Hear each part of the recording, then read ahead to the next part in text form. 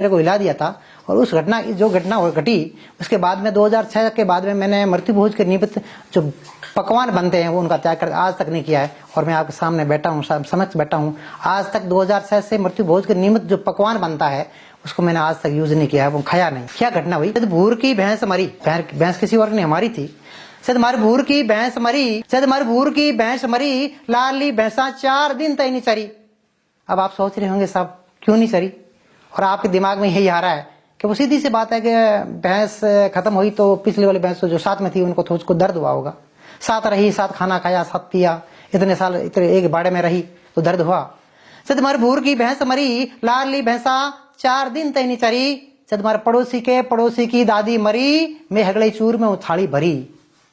तुम्हारे पड़ोसी की दादी मरी, मैं हगड़ई चूर में हूँ थाली भरी। मंडगिया ब्याव, कांकड़िया लाया कड़ाव, घणो बनायो शीरो।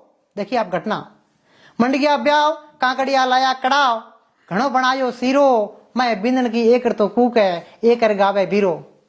यह हकीकत घटना सा। मैं बिंदन की एकड़ तो कूक है, एकड़ गावे बीरो। दूरा सु आती बेटियां बापड़ी, दूरा सु आती बेटियां बापड़ी, बिलखी बिलखी रोवे।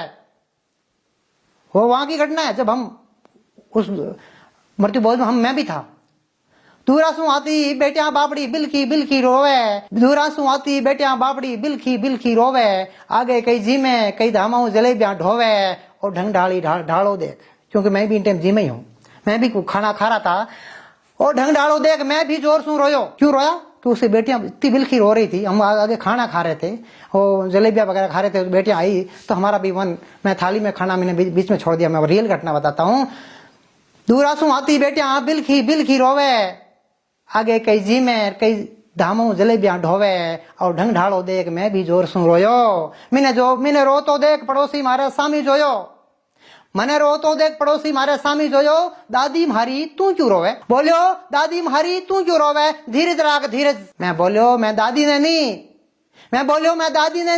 मैं तो ये बात ने रो हूं कि मैंने खो गिरज, मैं खो गिरज। धन्यवाद दोस्तों। जो शब्द है ये फीलिंग मेरी है, मेरे ऊपर है। आपको लगे कि आपके साथ में ऐसा फीलिंग हो रही है, महसूस हो रहा है, तो आप भी मेरी तरह से, मैंने 2006 से मृत्यु भोज के निमित्त बनने वाला पकवान छोड़ दिया है, आप भी छोड़ देना साहब। और ये मृत्यु भोज जैसा कलंक समाज से उठ जाएगा।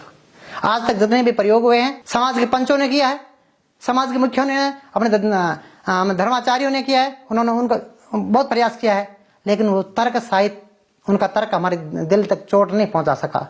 उसमें तर्क दिया गया कि इससे पैसे की बर्बादी होती है, तो सब कुछ लोग उसमें से निकल गए जिनके पास पैसों की कमी नहीं है, उन्होंने ये करना शुरू कर दिया।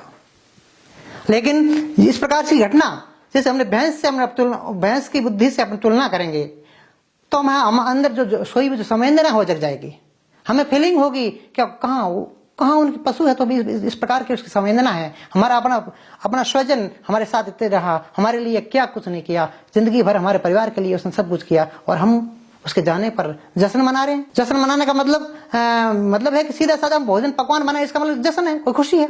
ये पकवान है जो खुशी के प्रतीक है, चाहे 26 जनवरी हो, चाहे 15 अगस्त हो, चाहे होली हो, चाहे दीपावली हो। जब भी खुशियां होती है, घर में कोई बच्चा जन्मता है, कोई किसी की नौकरी लगती है तो मिठाइयां बांटते हैं साहब। मुझे आज तक समझ में नहीं आया। आपको यदि किसी को समझ में आया हो, किसी के जाने से किसी इस प्रकार की खुशी होती है तो आप बता देना, नहीं तो साहब खुशी वाली भोजन को आप त्याग दो। हाँ जरूर इंसान आएगा, इंसान जाएगा, तो कुछ इंसान घर के मिलने के लिए आते हैं, उनका सादर भोजन करिए। सादर भोजन करता हूँ जैसा मैं भी करता हूँ, आप भी कीजिएगा, लेकिन साहब अपनी संवेदना को मरने से बचा लीजिएगा। मेरा इतना ही निवेदन है, मेरा ये संदेश है सब लोगों को। इस कविता के माध्यम से शायद किसी को चोट लगे तो मैं अपना आप सौभाग्य समझूंगा, क्योंकि आपको चोट आपके लिए कुछ बड़ा काम करेगी।